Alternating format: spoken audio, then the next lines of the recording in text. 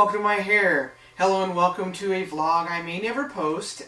So you say, well then why are you doing it? Because I want to post it, but we'll see. I am going to talk to you today about gynecologists and going to the gynecologists and maybe even doctors in general. Because, you know, there's things. Things happen. So, I go to the doctor today to get that sort of a checkup that, honestly, as a Lexican, it's hard to take that. It's just hard to take that.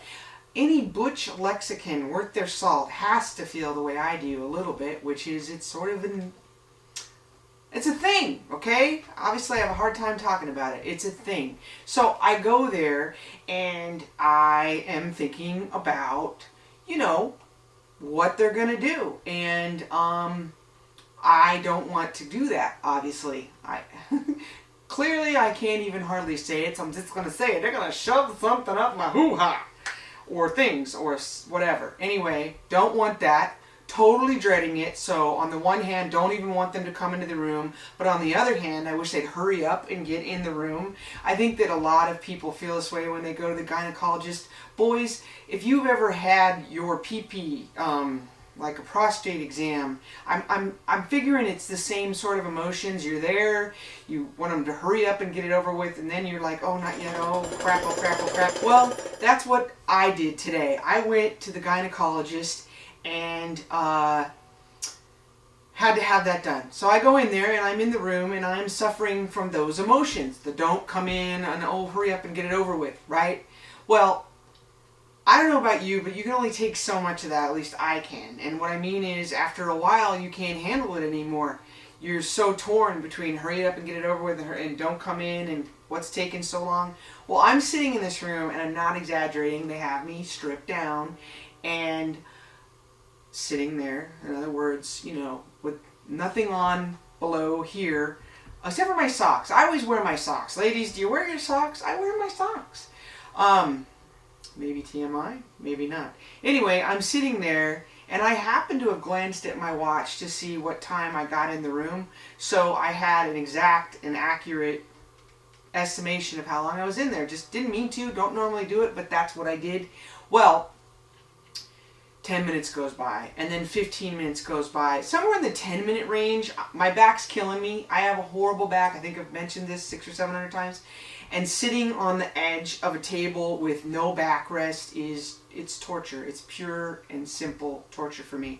So I'm squirming this way, and I'm squirming that way, and I'm leaning one arm back, and I'm leaning the other arm back, and I'm doing what I can do, and I'm looking around like, God, why didn't I bring anything to read? And then I didn't even have my phone with me. I mean, I had it with me, but not within reach. It was clipped to my pants, and my pants were like across the room, and I was eyeing them. But see, in the past, when I have gone for such type of visits, I have made poor decisions like, well, I'll take the chance and I'll hop up and get my phone because I've waited so long, I'm so bored, I'll Twitter something like, you know, your basic rhino pee-pee or something, right? So I'm eyeing it, I'm debating, because I just know the minute I get up and walk over there, ass out, because they just give you this little tissue to cover you, and there's no way to really walk with it. So I just know I'm going to have to walk through the doorway area, and they're going to open the door.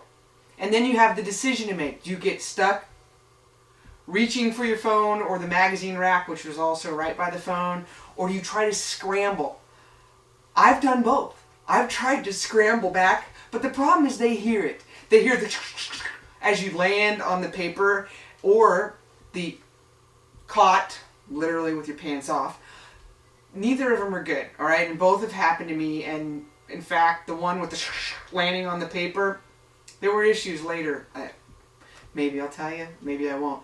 And, you know, of course, the caught isn't pretty. So I'm debating that. More time goes by. Now we're 20 minutes in, and I literally say to myself, wow, I wonder if they forgot about me. At what point should I go out and go, hey? And then if you're going to go, hey, do you put your pants on? Do you get all dressed again? Or do you use the tissue and try to peek through the door and go, hey, I'm in here? So then I'm like, well, all right, at 30 minutes, doing it. Gonna do it. Right? So I make that hard and fast decision, and then the lights go out. I'm sitting in the dark in the room. And it's dark. There's no windows. So it's pitch black. I don't have my phone to use as a handy dandy light, which I do all the time. And then again, I'm debating. Well, if I get up, first of all, are they going to walk in? Second of all, how effing embarrassing is this to be sitting in here and the goddamn light went off? Alright, it's got to be a motion light. So I'm like flailing my arms, trying to get the light to come back on. It doesn't come on. I'm like, and this is literally honest to God truth. Imagine me sitting on the edge of the table as I move around, the paper moves. I'm like, really? In the dark room, really? So I flail again. No lights, come on. So there's a curtain, like this privacy curtain that they do like an arc around the door. So I grab it and I violently shake it. I let go of it and I start to get up and doop, the light comes on.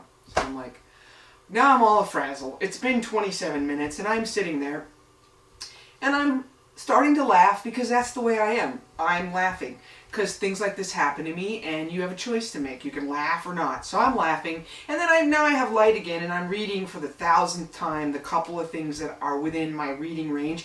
I have progressive glasses. I don't know if I ever told you that. So I've got the, you know, close up and far away. They're essentially if you're that one person that doesn't know, progressive glasses are this generation's bifocals, so I have for close and far. Anyway, but the problem with progressives is you got to get the right head tilt for things, or you just can't see it if it's not something you can get close to. And so I'm trying to read the things, and I'm reading that, you know, international pain chart, and I've never really read like the words like associated with it. Like 1 is no pain, 2 is mild pain, 3 is moderate pain.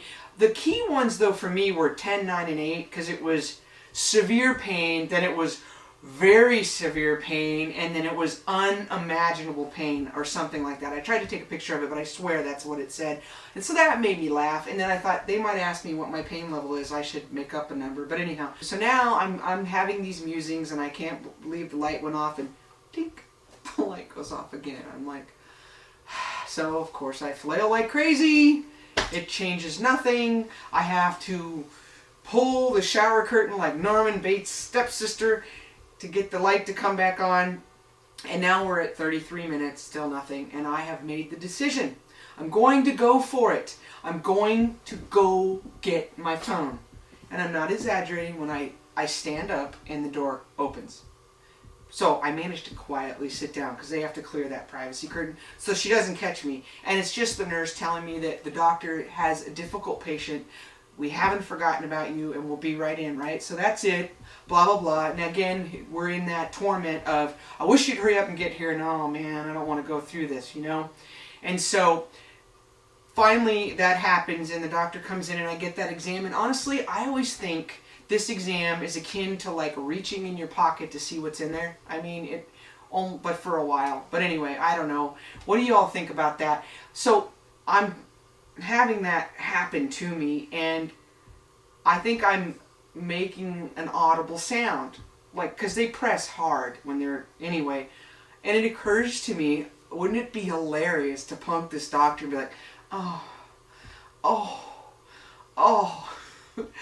I didn't, but I had to stop from laughing like I am right now because the visual was just, if you could picture my doctor and how absolutely serious she is and how every joke I've ever made, she just kind of looks at me like, what did you want from me right there when you said that? So anyway, it was horrible, the giggle that I had to suppress. So anyway, that's what happened to me today, and so I just had to share it with you because that's what happens to you, especially a lexicon. It's just difficult. It's difficult. There's some level of something. Maybe one of you other lexicons can help me, or one of you men, when you have had the prostate. Is it hard to be, I don't know. I don't know where this is going to go because I did it against the screen, and who knows what you might be looking at instead of me. That's it. That's all. Pieces.